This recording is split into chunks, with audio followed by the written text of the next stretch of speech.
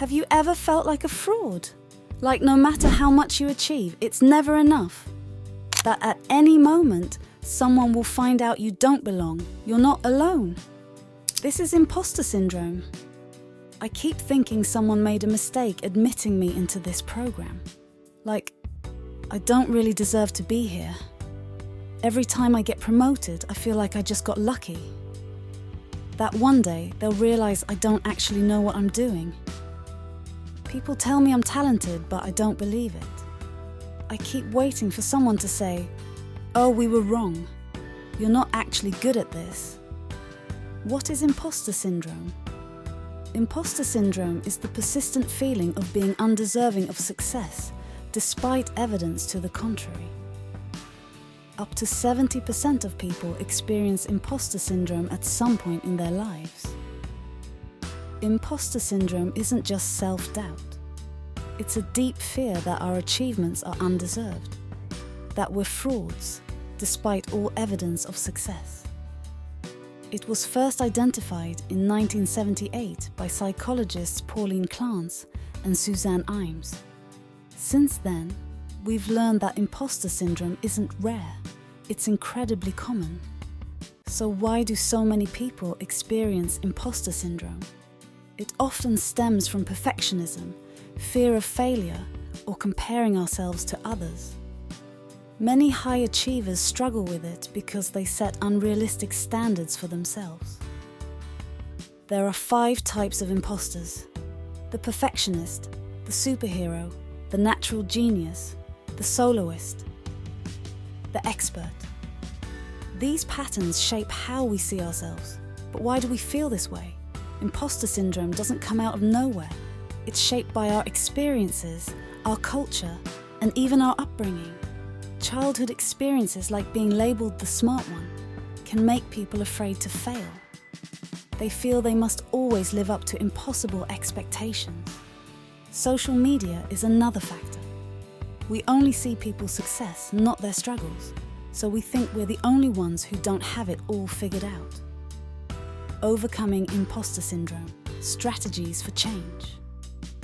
Imposter syndrome is powerful, but it can be managed. Here's how. Step 1. Recognizing negative self-talk. I got lucky. They'll find out I don't belong. I don't deserve this. The first step is awareness. Pay attention to the words you say to yourself. Are they true? Or are they old fears resurfacing?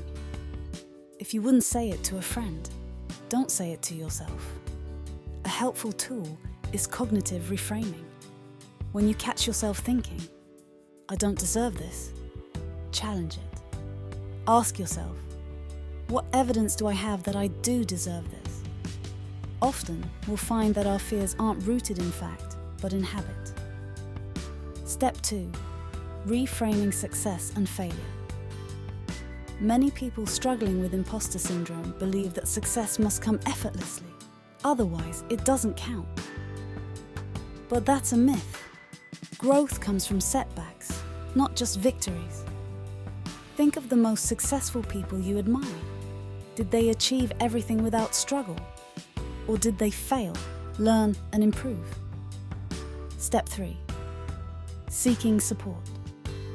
Imposter syndrome thrives in isolation. But when we open up, we realize we're not alone. Speak to a mentor, a friend, or a colleague. Chances are they felt the same way. A simple exercise is to ask a trusted friend or colleague what they value about you. Often, we can't see our own strengths, but others can. Step 4. Celebrating small wins. We often downplay our wins, telling ourselves they're not big enough to count. But every step forward is worth celebrating. Did you complete a project? Speak up in a meeting? Step outside your comfort zone? That's all progress. Step 5. Mindfulness and self-compassion. Practices. You are not an imposter. You are human. Perfection is an illusion, and self-worth isn't measured by productivity. Be kind to yourself. Treat yourself with the same compassion you'd give to a friend.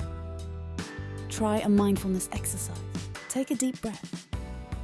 Think of one thing you've done today that you're proud of. Acknowledge that progress is more important than perfection.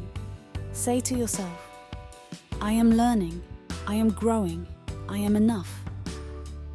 You don't need to be perfect to be worthy. You don't need to know everything to be valuable. You are enough. Overcoming imposter syndrome isn't about never doubting yourself. It's about not letting those doubts control you. You are more capable than you realize. And you deserve to take up space in this world. Imposter syndrome is a feeling, not a fact. And you can overcome it. You are not alone in this journey. And you don't have to fight imposter syndrome alone.